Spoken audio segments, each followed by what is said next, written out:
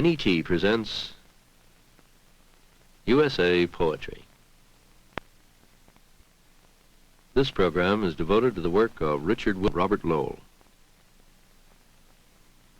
The names of Richard Wilbur and Robert Lowell are among the most distinguished in American letters. Both men have been awarded the Pulitzer Prize and many other literary honors.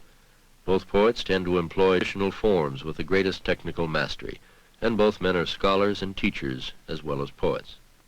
Richard Wilbur, born in New York City in 1921, now lives in Connecticut near Wesleyan University, where he is I suppose I am called a formalist, sometimes in a nice way, sometimes not in a nice way.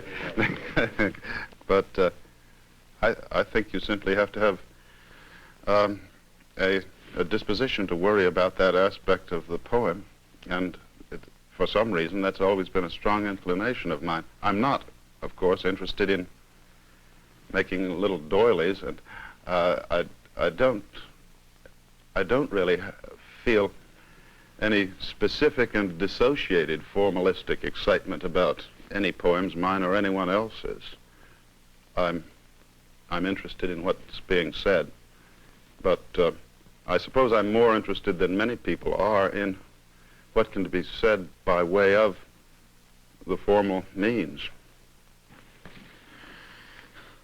Well, this is my most recent poem, and it's called On the Marginal Way, and you probably recognize the scenery of it. It's the rocky coast of Ogunquit, Maine.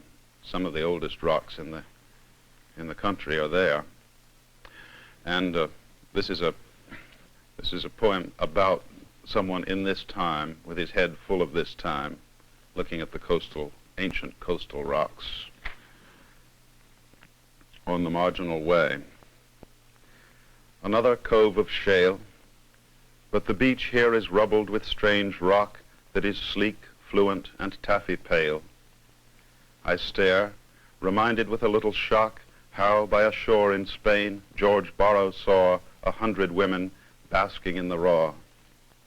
They must have looked like this, that catch of bodies on the sand, that strew of rondure, crease, and orifice, lap, flank, and knee. A too abundant view, which, though it had the lenses of a fly, could not have waked desire in Borrow's eye. Has the light altered now? The rocks flush rose, and have the melting shape of bodies fallen anyhow.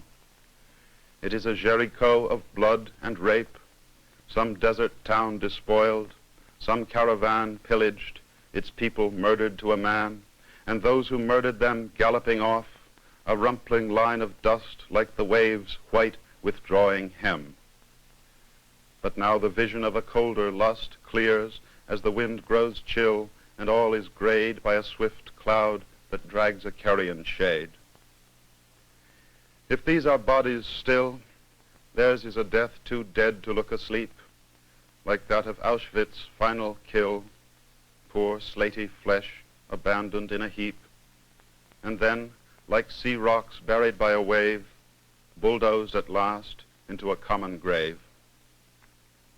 It is not tricks of sense, but the time's fright within me which distracts least fancies into violence and makes my thought take cover in the facts, as now it does, remembering how the bed of layered rock 2 miles above my head hove ages up and broke soundless asunder, when the shrinking skin of earth, blacked out by steam and smoke, gave passage to the muddled fire within, its crannies flooding with a sweat of quartz, and lathered magmas out of deep retorts welled up, as here, to fill with tumbled rock meal, stone fume, lithic spray, the dike's brief chasm and the sill.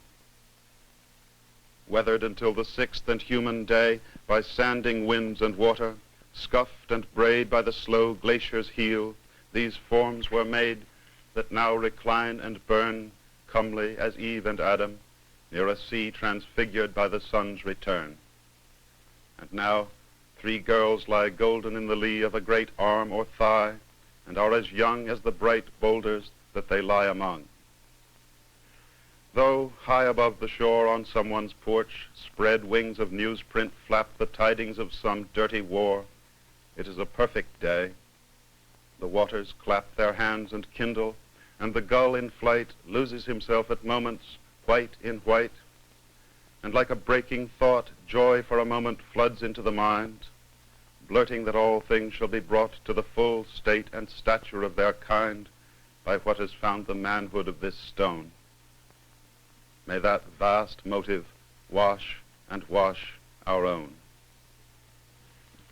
Richard Wilbur's published works include The Beautiful Changes and Other Poems, published by Rennell and Hitchcock, 1947, Ceremony and Other Poems, published by Harcourt Brace in 1950, and by the same publisher, Things of This World, 1956, Advice to a Prophet, 1961, and The Poems of Richard Wilbur, 1963. I work very, very slowly. Sometimes it takes me 3 or 5 years to finish off a poem. I'm not talking about continuous labor, but about putting it up and putting it down and picking it up. In general, it's not formal problems that slow me down.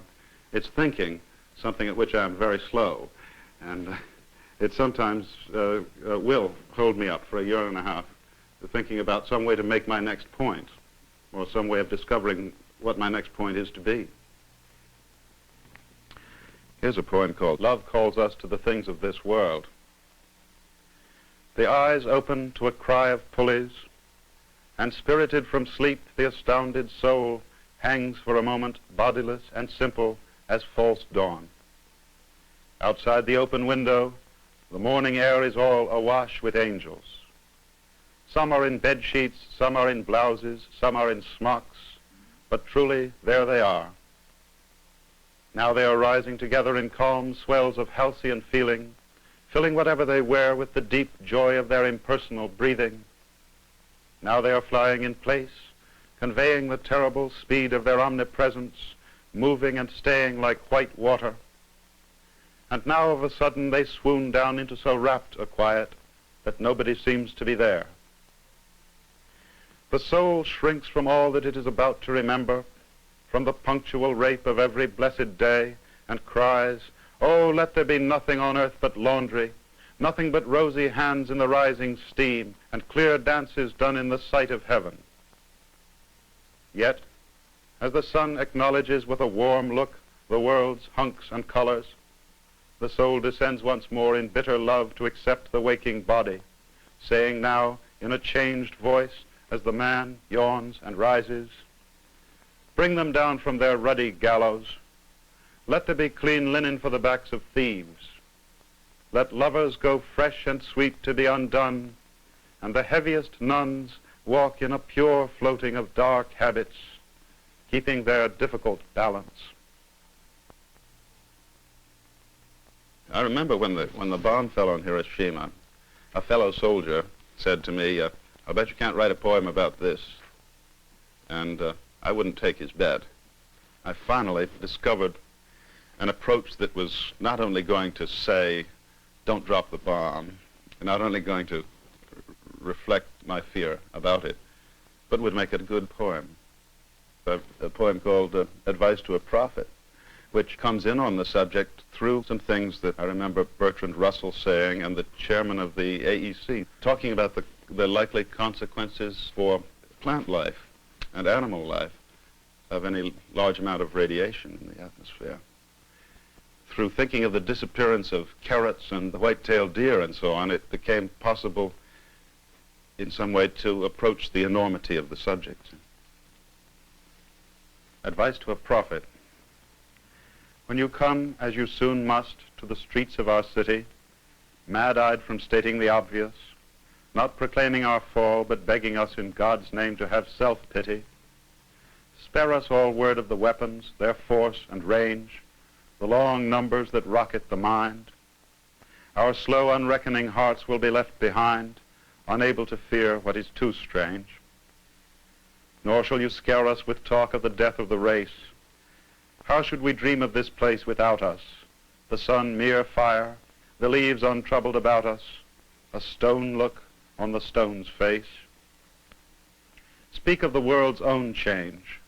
Though we cannot conceive of an undreamt thing, we know to our cost how the dreamt cloud crumbles, the vines are blackened by frost, how the view alters. We could believe if you told us so, that the white-tailed deer will slip into perfect shade, grown perfectly shy. The lark avoid the reaches of our eye, the jack-pine lose its knuckled grip on the cold ledge, and every torrent burn as Xanthus once, its gliding trout stunned in a twinkling. What should we be without the dolphin's ark, the dove's return, these things in which we have seen ourselves and spoken? Ask us, prophet, how we shall call our natures forth when that live tongue is all dispelled, that glass obscured or broken, in which we have said the rose of our love and the clean horse of our courage, in which beheld the singing locust of the soul unshelled, and all we mean or wish to mean. Ask us whether with the worldless rose our hearts shall fail us. Come demanding whether there shall be lofty or long standing when the bronze annals of the oak tree close. Well, I'm talking to Dick Wilbur last night that something like the atom bomb, someone who saw it fall, say, at Hiroshima, it's an almost impossible subject for poetry, that it's so good or so striking that anything to be done with it, you seem to have to take it into your personal life somehow. Robert Lowell, born in Boston, Massachusetts in 1917, is regarded by many critics as the most important living American poet. I want to read 3 poems about Maine and then 2 about New York, and there's some sort of progress in this group, though they're not a sequence. And, I think of the country as relaxing and easygoing and disciplined and hard, and but the poems don't differ in meaning so much that the poem is called Water, and the setting is a small Maine town that's a commercial fishing village, not a tourist village, and it's a sort of love poem. The 2 people there in this town, visitors, sitting on a rock watching the water. And the water could stand both for sort of liberation, freedom, and something soothing, and for something dangerous, that the water's too cold to swim in. You'd die if you were in it for long. Those 2 things. And the poem started from an image that made no sense to me, that just came to me once as I was going to sleep, about an iris rotting and turning purple. And I held on to that, and I still don't quite know what it means in the poem, but it's one of the centers. Water. It was the Maine lobster town. Each morning, boatloads of hands pushed off for granite quarries on the islands and left dozens of bleak, white frame houses stuck like oyster shells on a hill of rock. And below us, the sea lapped the raw little matchstick mazes of a weir where the fish for bait were trapped. Remember? We sat on a slab of rock. From this distance in time, it seems the color of iris rotting and turning purpler, but it was only the usual gray rock, turning the usual green when drenched by the sea.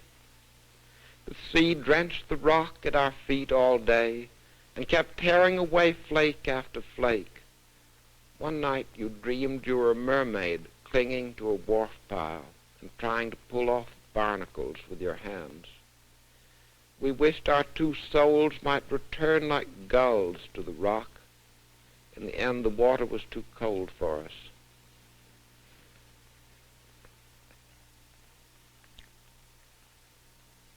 The 2nd poem also has a Maine setting. It's called Soft Wood, and I begin with an image of a seal that I think if you were to become anything else in the next life, it had to be an animal, it'd be a seal, that it adapts and seems to live without strain, that Freud could find no flaws in the seal. And I compare that to the scholar gypsy in Matthew Arnold's poem, who had no cares and went off with the gypsies and became immortal. But it's a poem about mortality. And Soft Wood, for Harriet Winslow. Sometimes I've supposed seals must live as long as the scholar gypsy. Even in their barred pond at the zoo they are happy, and no sunflower turns more delicately to the sun without a wincing of the will. Here, too, in Maine, things bend to the wind forever. After 2 years away, one must get used to the painted soft wood staying bright and clean, to the air blasting an all-white wall whiter as it blows through curtain and screen, touched with salt and evergreen. The green juniper berry spills crystal-clear gin, and even the hot water in the bathtub is more than water, and rich with the scouring effervescence of something healing, the illimitable salt. Things last, but sometimes for days here only children seem fit to handle children, and there is no utility or inspiration in the wind smashing without direction. The fresh paint on the captain's houses hides softer wood. Their square riggers used to whiten the four corners of the globe, but it's no consolation to know the possessors seldom outlast the possessions once warped and mothered by their touch. Shed skin will never fit another wearer. Yet the seal pack will bark past my window, summer after summer. This is the season when our friends may and will die daily. Surely the lives of the old are briefer than the young. Harriet Winslow, who owned this house, was more to me than my mother. I think of you far off in Washington, breathing in the heat wave and air conditioning, knowing each drug that numbs alerts another nerve to pain. And the last main poem is more complicated. It's called The Flaw, and it began from a curious thing. I noticed there's some little defect in the pigment of the eye. You see a little dot, and it moves this way and that, and it seems to be outside the eye, though it's inside the eye. And I connected that with something I read about in physics, that there's some minute part of the atom that's undetermined. And that's supposed to console us. It's free will, and it changes the universe to know there's something undetermined. But it's a very poor man's consolation. And, well, the title, The Flaw, would be the flaw of something like an eye dot that would be decay and injury and mortality in the end. And then maybe the opposite, that the flaw in the universe is this little element of free will and sublimation that makes life glorious and a strain. And the poem is really, it's a love poem. It's a poem of marriage and dedicated to my wife, that it's what rubs off in two lives, what comes that makes them real. And once again, it's by the sea, and there's a seal. The Flaw. A seal swims like a poodle through the sheet of blinding salt. A country graveyard, here and there a rock, and here and there a pine, throbs on the essence of the gasoline. Some mote, some eye flaw wobbles in the heat, hair thin, hair dark, the fragment of a hair, a noose, a question. All is possible. If there's free will, it's something like this hair, inside my eye, outside my eye, yet free, airless as grace, if the good God. I see.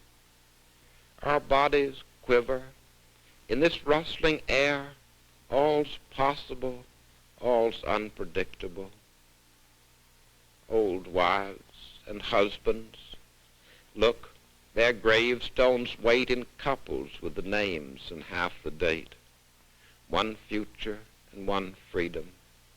In a flash, I see us whiten into skeletons, our eager, sharpened cries a pair of stones cutting like shark fins through the boundless wash.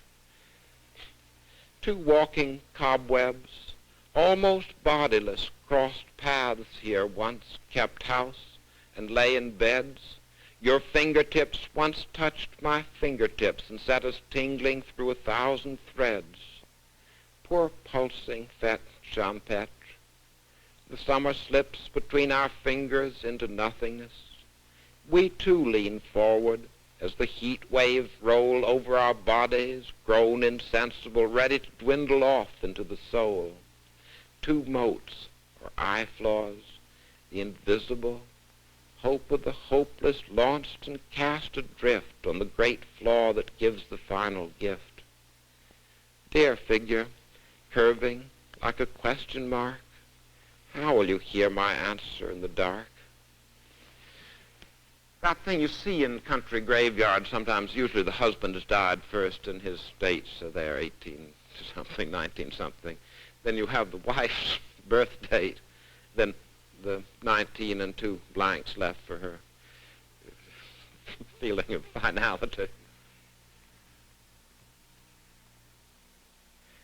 This poem is called Fall 1961, and it was a period when the Cold War got quite hot, and there was a Berlin crisis, and there were peace marches in London, and Bertrand Russell was making statements, and if an airplane flew over your house in New York, you shuddered a little bit, and my friends all seemed rather obsessed with this subject, and finally you just felt you couldn't think about it anymore, and that life had to go on. And I begin my poem with an image of a sun on a grandfather clock moving, a sort of symbol of time, and then there's a moon image, and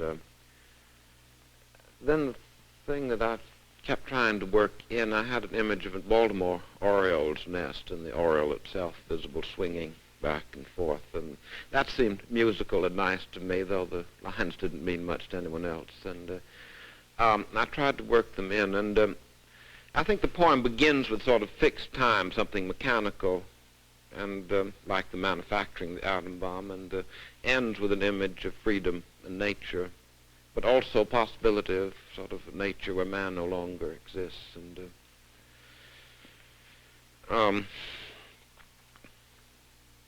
this is all in the setting of this room. Fall 1961, back and forth goes the talk of the orange, bland, ambassadorial face of the moon on the grandfather clock. All autumn, the chafe and jar of nuclear war. We have talked our extinction to death. I swim like a minnow behind my studio window. Our end drifts nearer. The moon lifts, radiant with terror. The state is a diver under a glass bell. A father's no shield for his child. We are crying like a lot of wild spiders, crying together without tears. I misread that. We're like a lot of wild spiders crying together, but without tears. Nature holds up a mirror. One swallow makes a summer.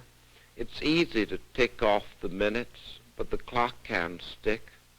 Back and forth, back and forth, back and forth.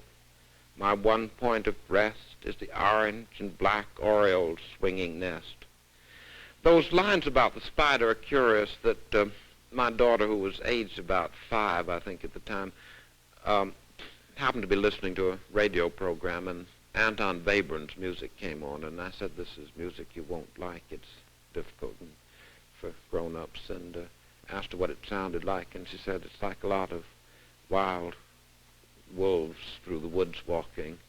Then she said, it's like wild ants, red ants, and then she said this amazing thing, that it's like a lot of wild spiders crying, but without tears, and that isn't her language. It just was some curious, something that hit an intuition. So I stole it from her.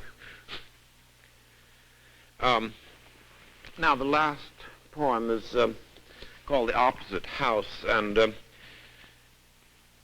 used to be opposite us an old police stable that had been abandoned, and the windows were open and pigeons flew in and out, and it was a commonplace yellow brick rectilinear house, and You noticed it very little in the daytime, except this curious freedom of the pigeons that they were at home there.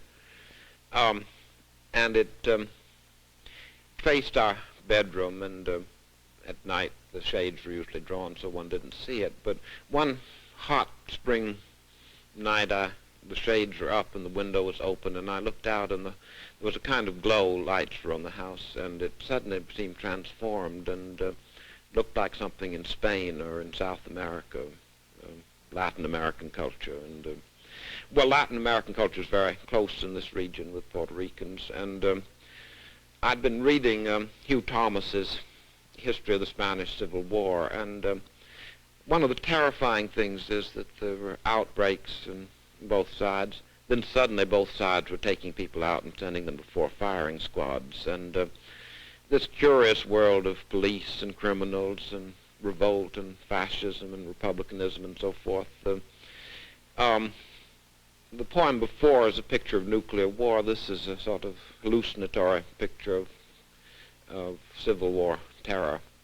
And I end it with the Spanish phrase, "Viva la muerte," which is what the Falangists, that was their war cry. And there's a great moment when one of the fascist Franco generals was speaking at Unamuno's University, and he'd lost an arm or a leg, this general. He was a wounded man, and he raised his arm and said, "Viva la muerte," and Unamuno said, "This is a disgraceful saying, and it goes against everything we believe in Spain, that we long-lived death is nihilism," and gave much better words than that, a very eloquent rebuff, and then he wasn't allowed to speak anymore. The opposite house. All day, the opposite house, an abandoned police stable, just an opposite house, is square enough.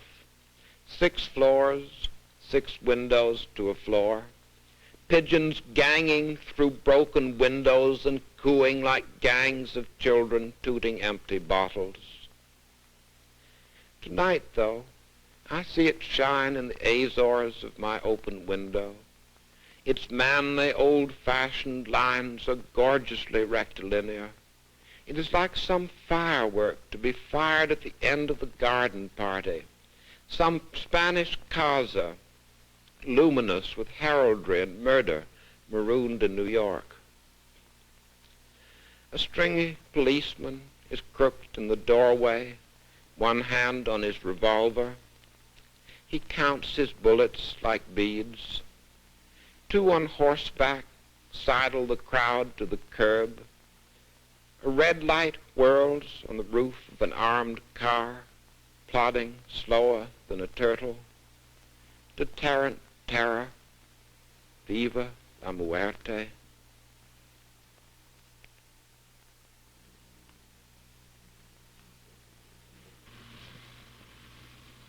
Robert Lowell's published works in poetry include Lord Weary's Castle, published by Harcourt Brace in 1946, and by the same publisher, The Mills of the Kavanaghs, 1951. Life Studies was published by Farrar, Straus and Cudahy in 1959, and by the same publisher, Imitations in 1961, Phaedra, 1961, and For the Union Dead, 1964. This is NET, the National Educational Television Network.